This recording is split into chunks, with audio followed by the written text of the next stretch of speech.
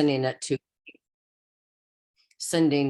letters, and I'm old fashioned. I do the letters and handwrite the addresses and so on, and just, explain to them about the market. And if they were interested in possibly listing their property, I would be more than happy to help them. And what, have you gotten any response from it yet? No. How many did you send out? About 25. Okay, all right. And is it in an area that where most of the people from out of town? Yes, some live here. And either, like you say, it may have been an investment, or they may have lived here at one point and decided to hold on to it and rent it and move somewhere else in the city or the county. But quite a few of them were from out of town. So what do you think, and other people chime in on this, what would be the next thing to do with that? You've sent something out, hopefully they've seen it, right? What could be some ways that you could begin to, stay in touch, or having those people get a touch from you on a, regular basis? I mean, because I don't have access to phone numbers or anything like that to give them a call, or email addresses. It's just to follow up with another, like maybe even a postcard or something, another mailing. Right. Okay, great. Other people have thoughts? Yeah.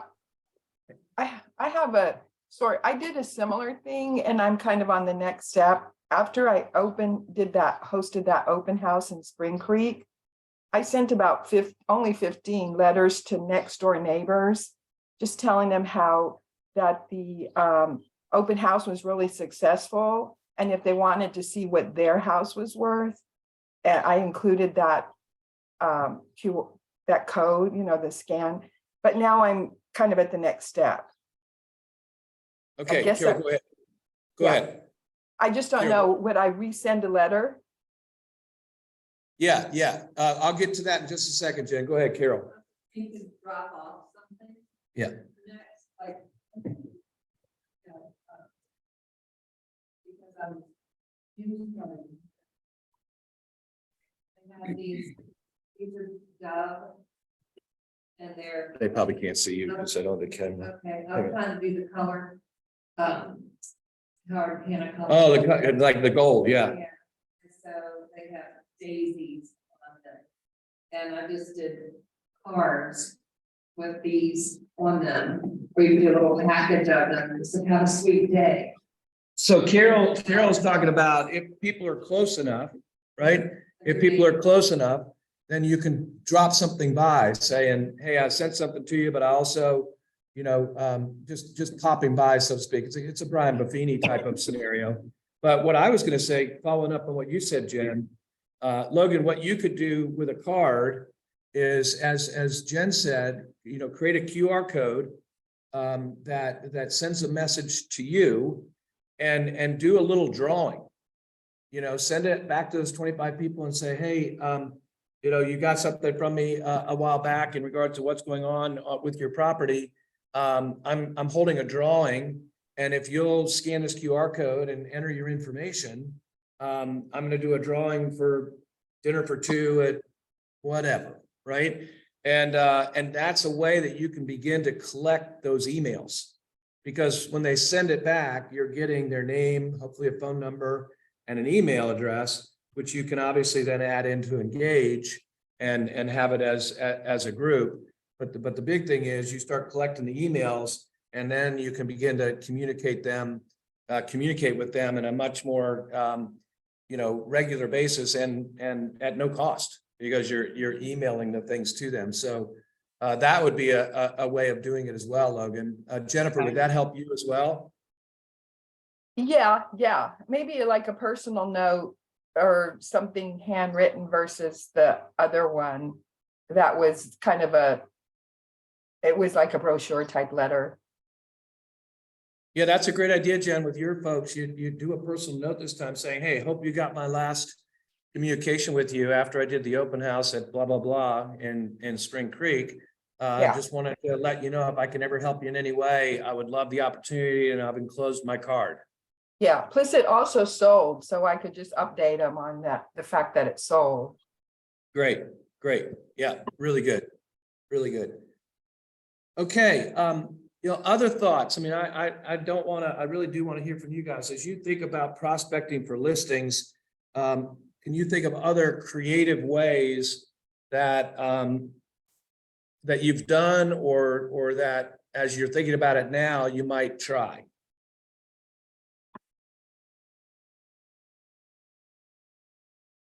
Certainly not to put them on the spot, but I'd love to hear, Caroline and Carol, because they've been in the business for a while, much longer, and have been very successful, and any ideas that they might have and can share. Yeah. Here, why don't you come up here so they can hear you? I'm going to bring Carol up.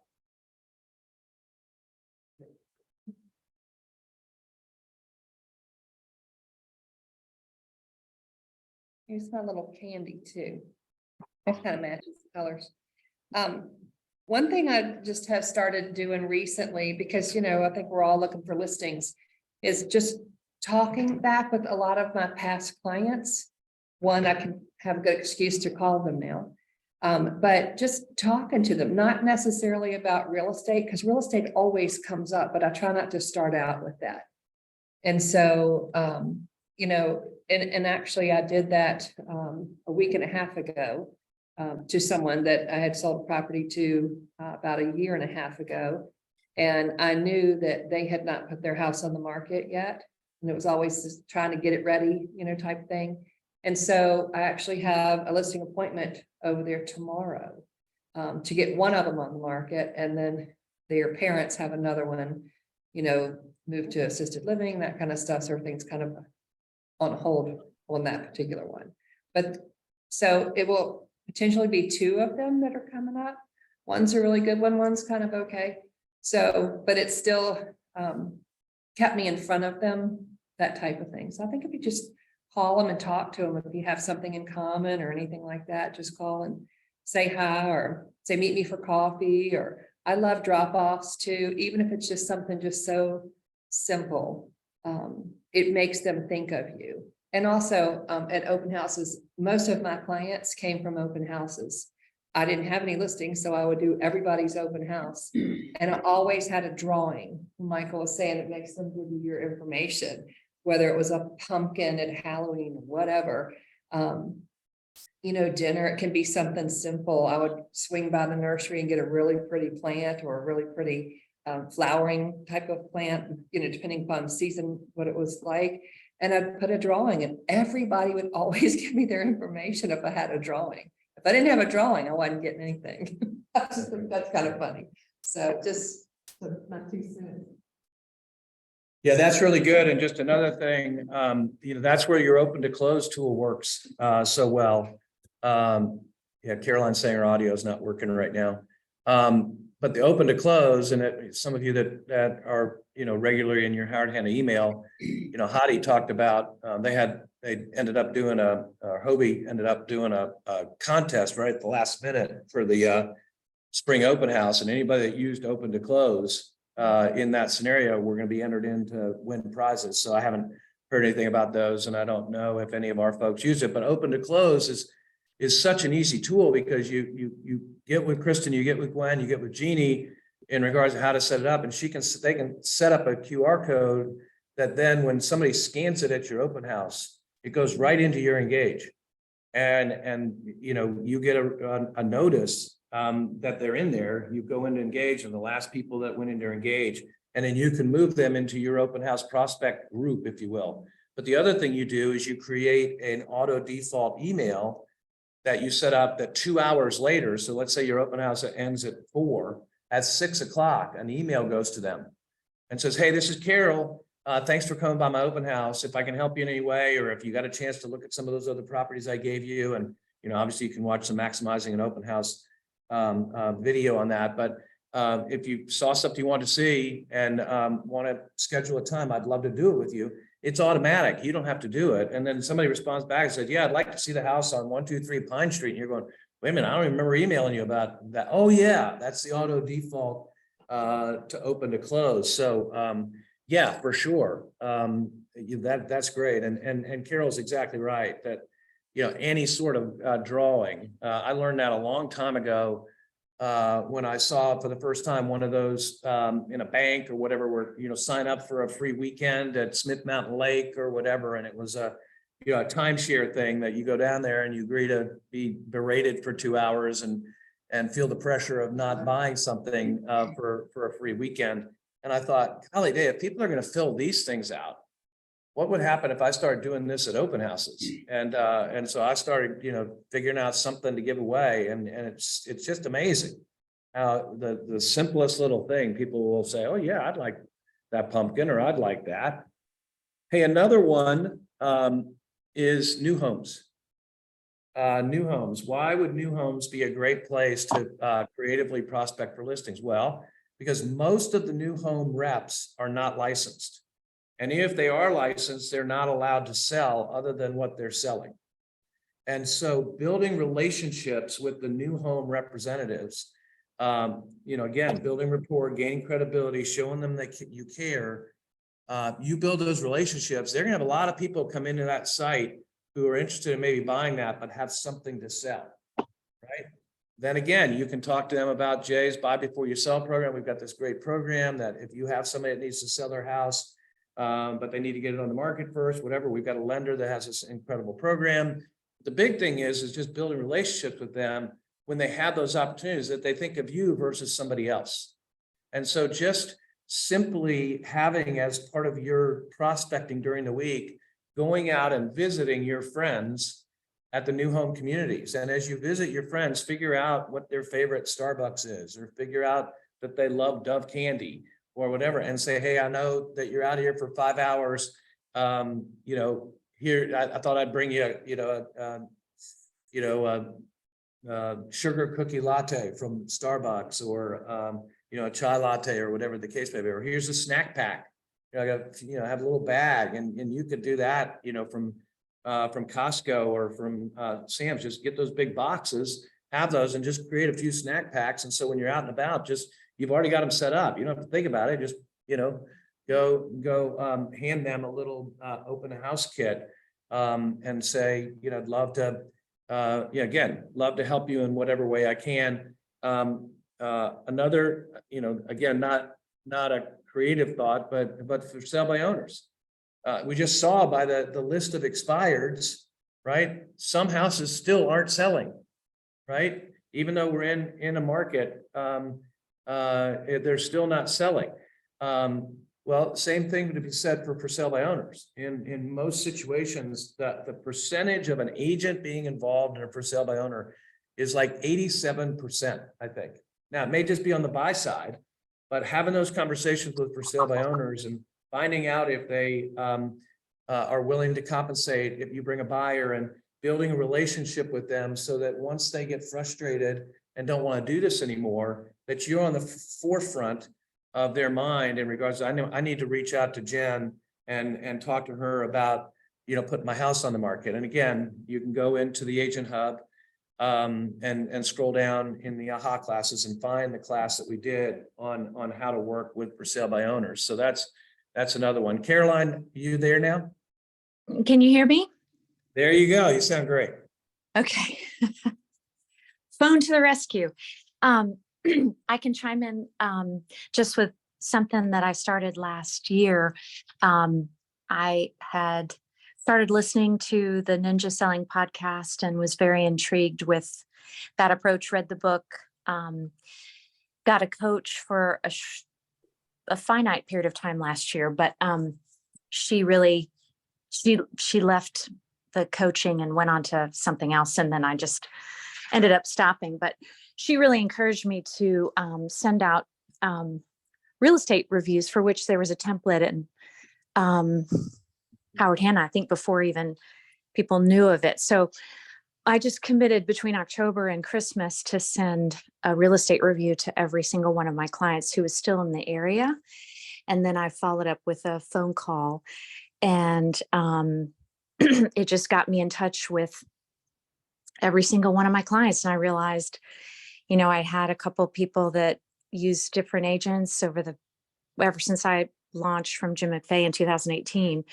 And I thought, well, I don't want that to happen again. So, but very much like Carol, when I called them, I did ask if they received it and if they had any questions, but I tried to focus on just how they were doing and asking about their family and just showing interest in their lives.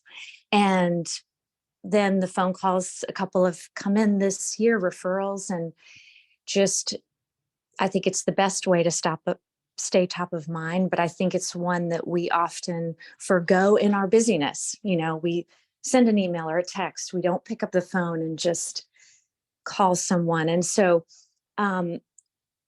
what I settled on was the thing that I could do every day, no matter if the market was slammed like it is now, or whether I was in a lull, which at this point in my career, I welcome the lulls. But I can call one client, one prospect, and write one note. That's what I can do every day. And with our family tragedy in February, I haven't been very faithful in the last 2 months doing that. But I figured it was achievable. And I've got great Bluetooth in my new car now, so I make calls on the car and they don't really perceive that I'm in the car because I don't sound like I'm in a tunnel anymore.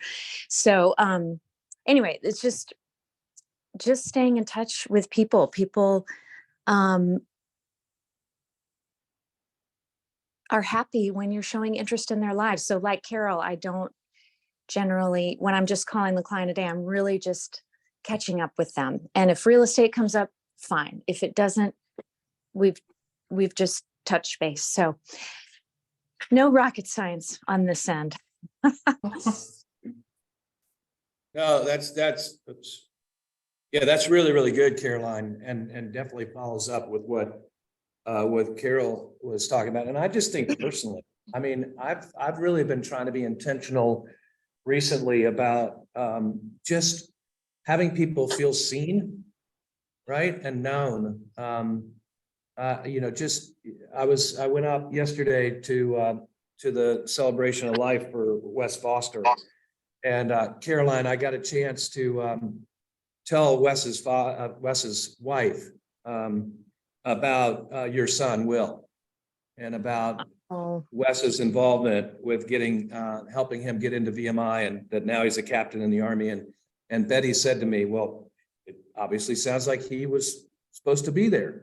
But it was just so much fun for me to tell her that story about, you know, Wes years and years after I was gone, right? Doing that for you and for us. And I saw another manager who's no longer with the company, and his father passed away. And it was a year after Ned had left the company. And when he looked out, Paul Foster, Wes's son, was in the audience. And you know, he was just stunned. And then when he went up, he said, hey, I just want you to know, Ned, my dad would have been here, but he doesn't like driving at night. And, you know, a year after the guy had left the company, and there was Paul there. But the point of all that was, one, I wanted to be intentional about letting Betty know that about Will, but also just the servers, the people that were doing the water and the drinks and whatever, just looking them in the eye and say, hey, how you doing? You know, thanks for being here. And it is amazing how many times people's shoulders sort of, you know, kind of, they perk up. And it's just like, you know, somebody noticed that I was here, right? And, you know, servers and stuff like that are supposed to keep, you know, it's kind of like refereeing basketball. You know, the best basketball game for a referee is that nobody notices that the referee's even in the game, because they've just, you know, called a seamless game. Doesn't happen very often. But the point being is, what you're saying, Caroline, is absolutely true, that people want to know that you're thinking of them. People want to know, people want you to reach out to them and ask how things are going. I mean, the statistics with the National Association of Realtors are staggering. How many people had a great experience buying a house and 2 years later don't know the agent's name? And that's on us. That's not on them. That's on us, that those agents aren't staying in touch, aren't following up, aren't making sure that those people are part of their circle, right? And so, yeah, that's a great thought process. Jen says, if you don't have a long list of clients, do you recommend personal type reviews on Google? Jen, share a little bit more about what you mean by that. Oh, okay. I thought I was on mute. I just wonder if, like on your Google business page, if you could have people just not really review you, but just like people that you've worked with that know your character or your, maybe from another business, or I just don't know how to get reviews when you don't have many, you don't have many clients. Yeah, I think two things on that. Absolutely, the Google reviews are really a good place to go because it will move you up in the search engine optimization. As you have more Google reviews, you will show up. If somebody's looking for a real estate agent in Charlottesville, you're going to show up because you have people putting those in, and it doesn't take many. It doesn't take many, and so Jen, I think yes, just you have friends, ask them to do Google reviews. And maybe they don't mention, a real estate transaction. They just mention your characteristics, your integrity, your servant-heartedness, that kind of thing. Those are the kinds of things that people are looking for. And then don't forget, again, as we go through all these different tools that you have at your disposal, don't forget testimonial tree, because getting them to fill out the testimonial tree, that's going to automatically go on to your agent profile.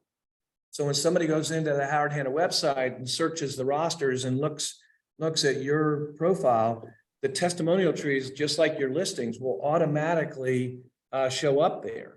And then the other thing is Realtor.com. Those are reviews you can get, Jen, from on the Google reviews, and you can literally copy and paste those into your Realtor.com profile. And when you do that, interesting enough, Realtor.com has a sort feature for reviews. So it auto defaults obviously to listings with the most pictures and those kind of things. But when you put those reviews in, if somebody says, I'm going to search by agents with the most reviews, and you have 5 or 6 reviews in there, you're going to show up much higher, because most people don't even know that's an opportunity. And the nice thing about that is you can copy and paste those in there. You can't do that with Zillow. The customer or client absolutely have to put that into Zillow on their own. But the Realtor.com can be copy and pasted, and I'm pretty sure testimonial tree can be copy and pasted too. And so, yeah, great point, Jen. Thank you so much.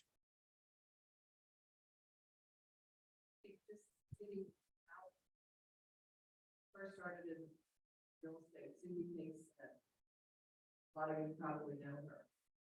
You're never gonna make a dime if you sit in this building all day. I was supposed to come into work, but that was my previous job at that.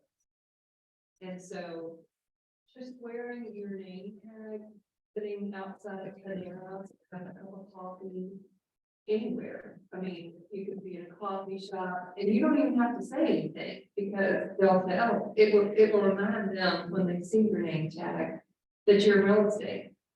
And just volunteering. I volunteer too much, but you can, it needs to be a good balance. Now I'm a huge golf tournament, do that at Glenmore, have 56 teams of 4. And then all the volunteers and poll watchers and all that kind of stuff. We raise a lot of money for the shelter for health emergency. And so just being out and promoting and that kind of stuff, it just, it puts you in a different capacity too. I think, like, you're not always asking for money. Of course, I'm asking people for things because I need donations, but people that know me and know that I do this a lot, they don't see it as that. And they always bring up real estate wherever I am. So now it's kind of synonymous, it's kind of funny, but you just got to get out there and I think go volunteer for something. Yeah, so what Carol's saying is, if you can't hear her real well, but getting out of the community, wearing your name badge. I know an agent that rotates around different coffee shops, and on the front of his computer, he's got the logo to his company. So he's sitting there working, people come in, it's like a little billboard in the coffee shop, and he chats people up, and he's got a regular routine. He's here for an hour, and whatever. And he says he's picked up, a fair amount of business by doing that and just entering into conversations with people and having a name badge on or having, the Howard Hanna, quarter zip or whatever the case may be. Oh, you're in real estate, blah, blah, blah. And then again, being out in the community, volunteering, finding places. And I wrote in here, we're doing that golf event out at the Green Hills driving range next Thursday, a week from Thursday, for the Children's Hospital. That's a great, get a flyer from Kristen and send that out to your sphere of influence. Hey, we're having this really fun event out at whatever the name of that golf range is. There's a putt-putt golf course. Say it again. Yeah, Highlands. We're at putt-putt golf course. It's gonna be a contest to hit the guy who's driving, picking up the golf balls. We're gonna do all sorts of things, raffles, and it's all for Children's Hospital. And it's just an easy, indirect way to reach out to your folks and say, hey, this could be a fun event, but it also communicates, hey, we're doing this in the community. We're trying to make a difference in the community.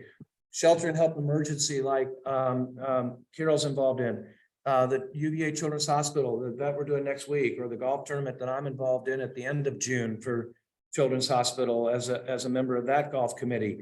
And then you're at that place and be intentional about getting there early and walking around and meeting as many people as you can and wearing some sort of Howard Hanna garb. I know, and Carol may need this help as well. I know that we're planning on volunteering at the event on the 26th of June. Several folks, and be ready to have a Howard Hanna hat on or t-shirt or whatever the case may be, so that people know who you are and what you do. Really good stuff.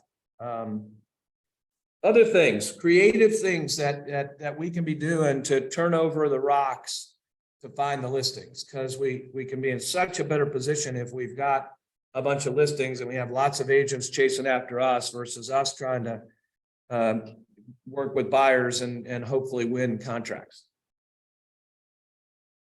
We keep focusing on kind of the wrong thing. I think that maybe people are afraid to put their house on the market because there's nowhere to go. Right. And then they don't want to be caught.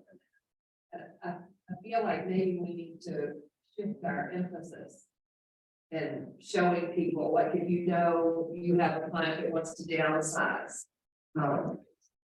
they're building a lot of nice homes that are attached homes, like off of Polo Grounds Road and all. So to have a place to say, hey, have you seen this? One, you don't have to be in a bidding war because it's new construction.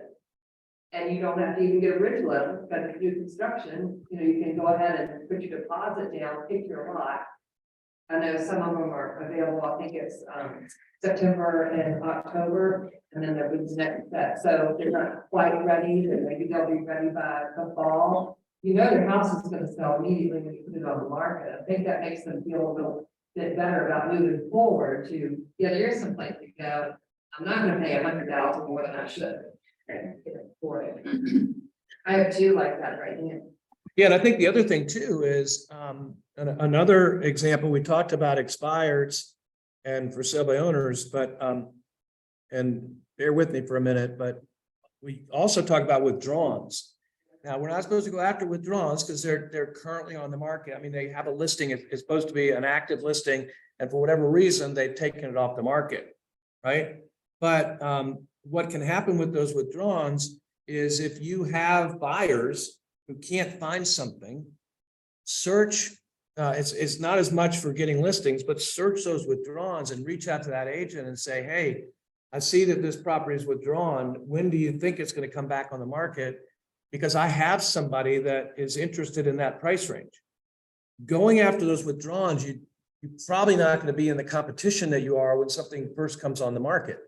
So you go to that withdrawal and they said, well, they were going to wait till, after school's out because it's crazy right now with their kids and blah, blah, blah. And they said, well, would they be willing to let us come in and look at it now with the understanding that they weren't planning on doing anything till then, blah, blah, blah. You may get an opportunity where listing agent says, yeah, they said they would. And now you go in there and they decide they like it and they make an offer and they're not in competition because everybody else thinks it's withdrawn. right? So that's just another place to try to put your buyers that you're not being able to find anything. You know, there was a house, I'm sure it's already under contract on Agnes Road. It came on the market over the weekend, and I reached out to a friend who I knew's parents were interested in moving down here. And I felt like it was a really reasonable price. It was like $395. And I thought, man, you could do a lot of work to that house and still be in the price range in there. And a great example, his parents didn't want to, get involved in a big, whatever. And so they've moved on to something else. But the point being is, being, intentional about knowing what's going on in the marketplace, because then let's just say, for the sake of discussion, Agnes gets pended, at the $395. You could immediately, it's not our listing, but you can immediately send something out into that neighborhood that says, hey, just want to let you know, 3905 Agnes Road, when it went on the market and was under contract within a couple days, if you're thinking about selling, I would love the opportunity to talk to you about what that might look like for you, right? And they may reach out to you and say, well, what did it sell for? Well, I don't have that information yet because it's still under contract, but I'll keep you posted. Would you like me to let you know once it's closed what it sold for? Yes, please. Okay, now I've got somebody new that I'm now in a relationship with, and I'm gonna, reach out to the agent who had it listed and say, hey, would you please let me know when that closed? And you might even be able to get some information from them by, did it sell for over list, blah, blah, blah. Some agents may just give you the whole scoop. And if they do, you're more than welcome to give that information to whoever, because you got it. You're not representing that seller, and therefore that's information you got outside of an agency relationship. And you could say, hey, just so you know, I found out that I think it sold for $435,000. So it sold for 10% over list price. But the point being is, you begin to show those people in that neighborhood that you know what's going on, that you have, your finger on the pulse. And so if they know of anybody, or they want some questions, whatever. I had somebody call me over the weekend, and they had somebody in town and wanted to see some houses. They were pretty sure that they wanted to build out in Nelliesford, but they wanted to be, assured. And they called me and said, do you have an agent that would be willing to show a couple of properties to them? And so I found somebody to do it. Those people are now going to be, calling me again, no doubt, because I picked it up, I made it happen, whatever. Now, we didn't get something out of that, but the agent certainly has got a relationship with the people that they showed it to. And who knows if they know somebody else that's coming and they refer the business to him. So, yeah. Other thoughts?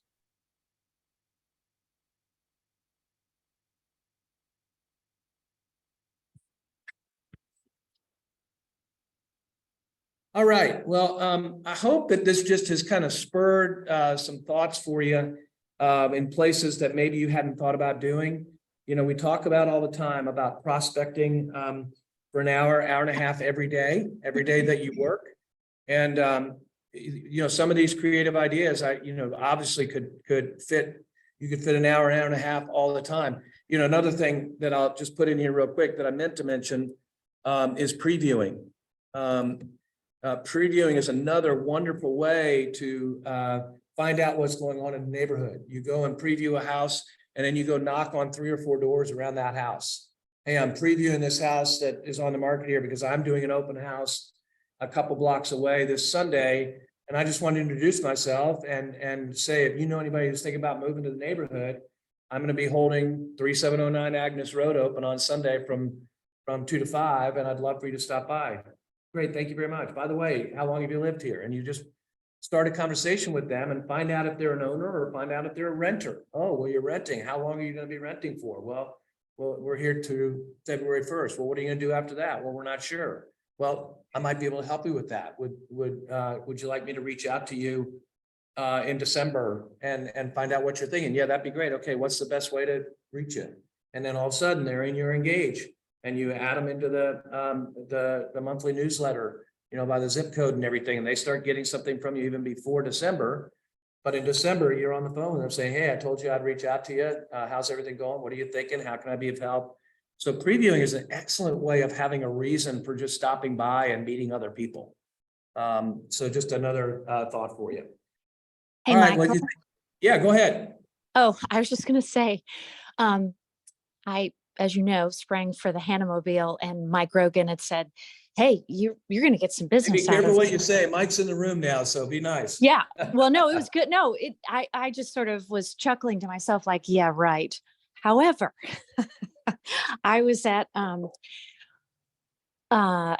a store over the mountain, one of my favorites, and the owner manager came out and he said, oh, you do real estate? Do you do commercial? And I said, no, but I can find someone who can help you. And I made the referral and she got the listing, and I thought Mike was right.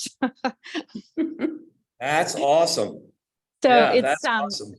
I think it's, well, I love the color of my car, but I think the logo is very classic looking and understated, but it does get people's attention. So if anybody's on the fence, go for it. Yeah, I mean, again, and folks, that's free money.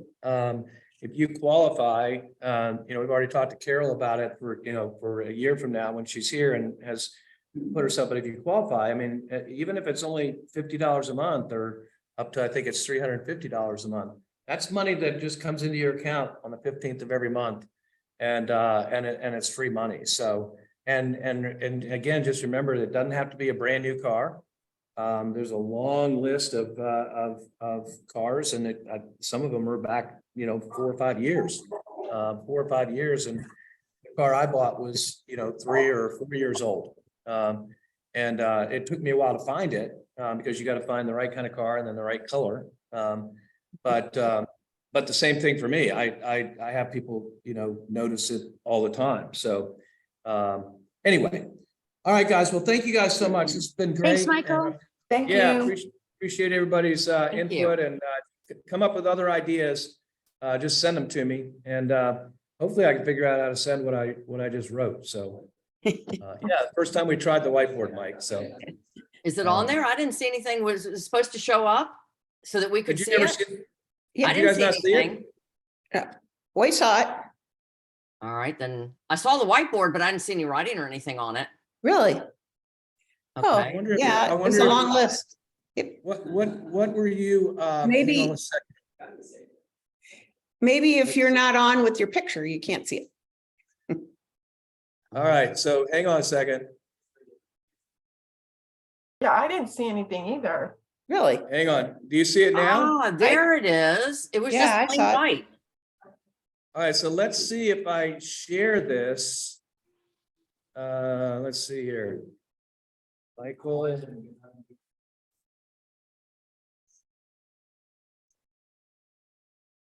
But I see it's blank, but, Well, it's blank right now because I'm trying oh, to. there it is.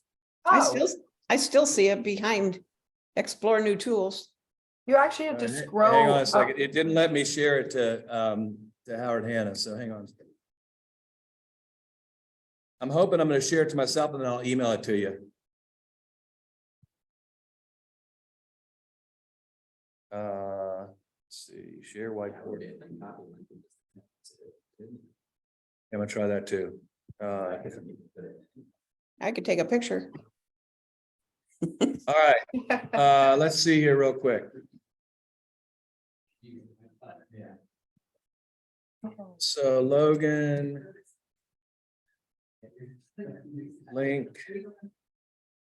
And we could add to it too, right? Yeah, you could. Yeah, All okay. right, so Logan, I'm sending you a link. You let me know if you get it, and if you do, then I'll send it out to everybody else.